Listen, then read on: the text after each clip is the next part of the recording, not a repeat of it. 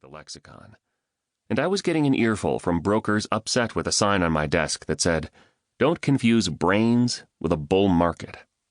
Even in my lowly days as a sales assistant, I had an antagonistic side that looked to rattle the establishment.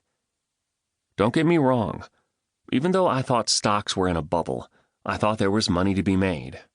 I remember a client of a broker I worked for who had just made a killing on some dumb internet stock, one that would later go bankrupt and never have significant revenue, let alone profits.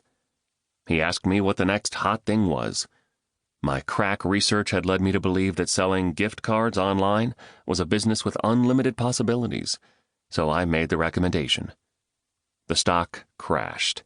The client lost the money he had gained, and I learned a valuable lesson. My stock recommendation was one of the rare occasions that I drifted from my rule of building a diversified portfolio and doing real financial planning for clients.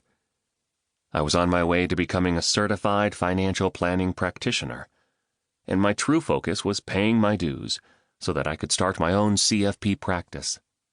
While the majority of brokers at Merrill Lynch had no financial planning training, they were trained to present themselves as planners and to sell financial plans in order to gather assets under management or sell expensive financial products.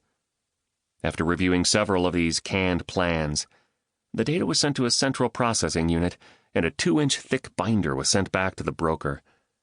It was clear to me that they bore no relation to the client's actual situation. I began using my CFP training to rewrite the boilerplate plans for a broker I was working for, and then I helped him present the plans to clients. My initial financial plans were very rudimentary, created on an Excel spreadsheet using static rates of return and charts I created myself. But these plans were meaningful to the people the broker was working with because of the specific recommendations and clear path designed for each client. The plan became the center of the relationship, not just another sales tool to gather assets.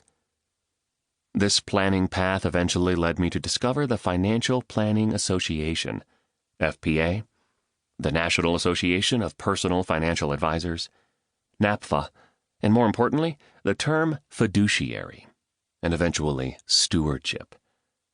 It's not an understatement to say that discovering what a fiduciary is and does changed the course of my life and career. For a kid who was fascinated by the books Den of Thieves, Liar's Poker, Barbarians at the Gate, and the quintessential finance movie of all time, Wall Street, a new world had opened up, working with money in a way that was honorable. I was going to be a fiduciary. There was just one problem. I worked for a company where fiduciary was more associated with a different F word, the 4-letter kind. At the same time I was trying to find my way in the brokerage industry, my wife was working her way through her first year of teaching.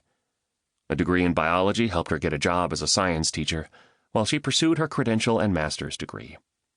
She could tell you all you wanted to know about the anatomy of a tiger shark. Trust me, it's more than you'd want to know. But when it came to money and retirement planning, it just wasn't something she was interested in, let alone a topic she could easily dissect. One day a man showed up at my wife's classroom door after school.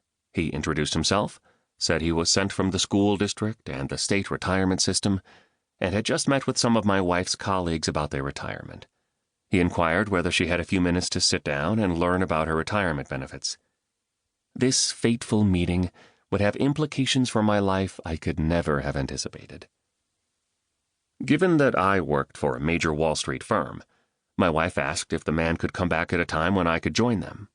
We met a week later in my wife's classroom, and the man quickly explained how the state retirement system worked, then moved on to explain to us that we could begin contributions to something called a 403(b). He used the term TSA for tax-sheltered annuity. I'd heard of these accounts before and knew they were associated mostly with public school employers, but had yet to encounter them. A few more minutes passed, and the situation became uncomfortable. The man who said he was sent from the district and the state retirement system had now shifted into a sales pitch for a product called an equity indexed annuity, as well as... To keep listening to this audiobook, I've left you a link in the description so you can do it, at no cost thanks to Audible's 30-day free trial.